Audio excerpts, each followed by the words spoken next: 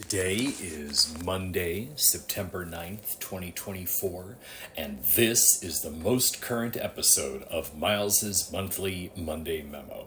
Should I have theme music? Would that be a more lively experience for you, the listener?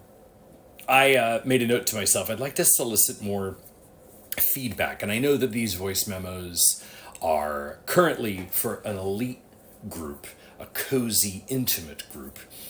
I'd love to hear anything you think would make these memos even more exciting for you to listen to. Or heck, something that might provoke you or prompt you or inspire you to share my monthly memo with a friend. Because this is the 10th one of them we've done.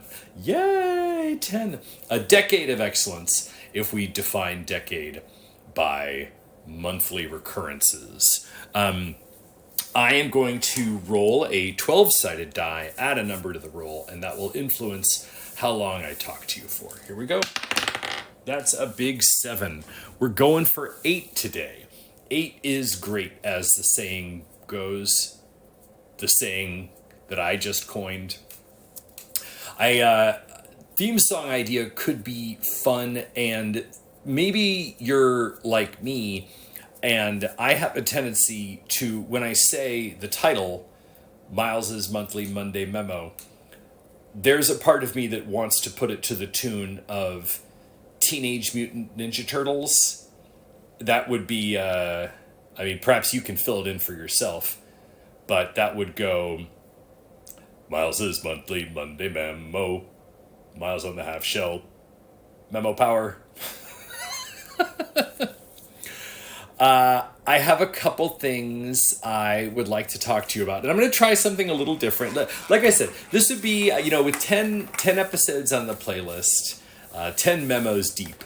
I'd love to solicit feedback. Theme song could maybe be an interesting a way to, add some different notes and flavors to the memo. I've got an idea for sort of a grace note I want to end on today. But I'm going to try adding sonically something complicated, and for my focus something complicated. I've got this plaything in my hands that I'm going to attempt to manipulate while I talk to you. Some of you might know these. This one I got from the secondhand toy store in our neighborhood that's called Toy Go Round. The plaything is called a Perplexus. It is a sphere with a marble inside, and you might be able to hear the marble going clatter while I'm talking to you.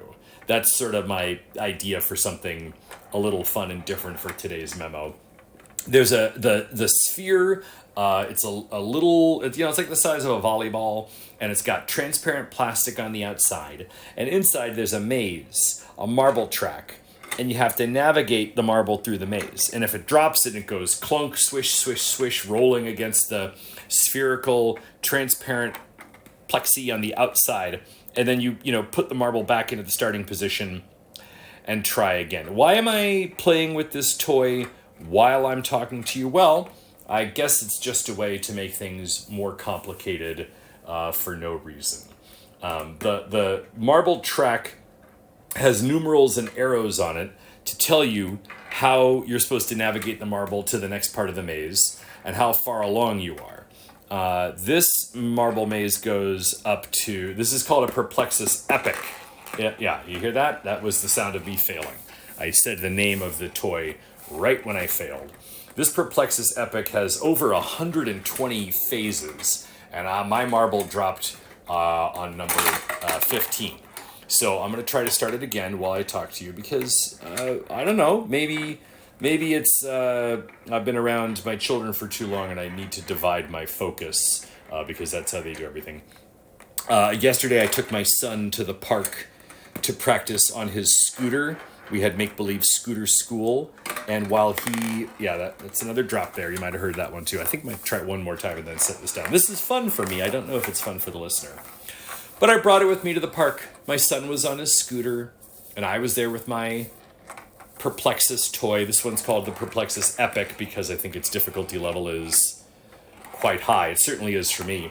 I dropped a number 15 of 120 plus. I don't even know how high it goes because I've never gotten higher than 22. Can I get to 22 on this voice memo?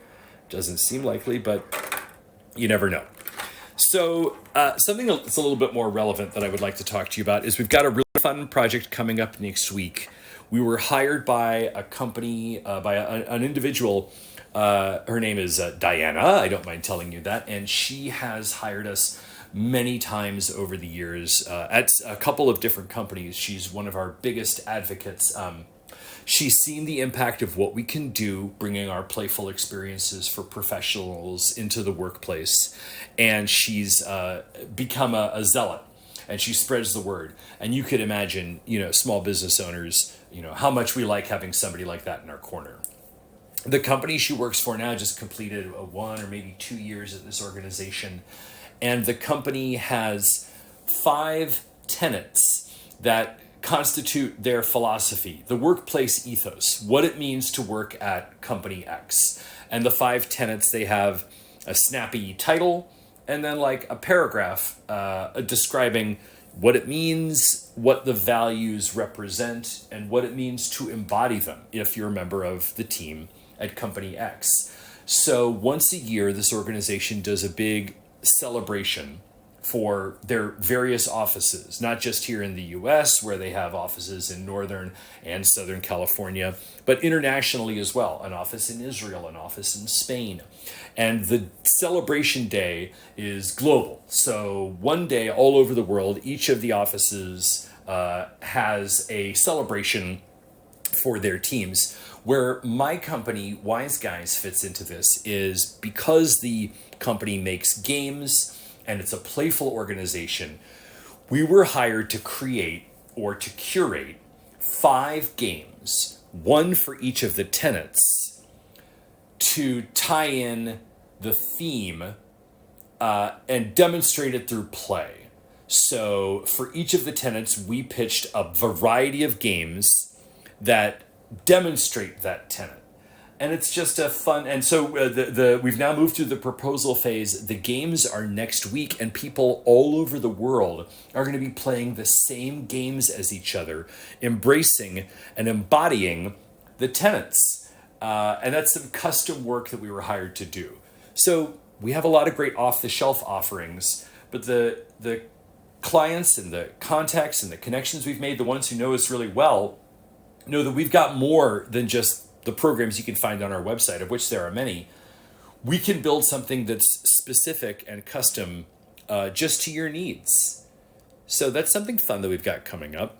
I'm about to run out of time for my 8-minute limit, so I'm going to post a little bonus when this one is done, only for the true fans.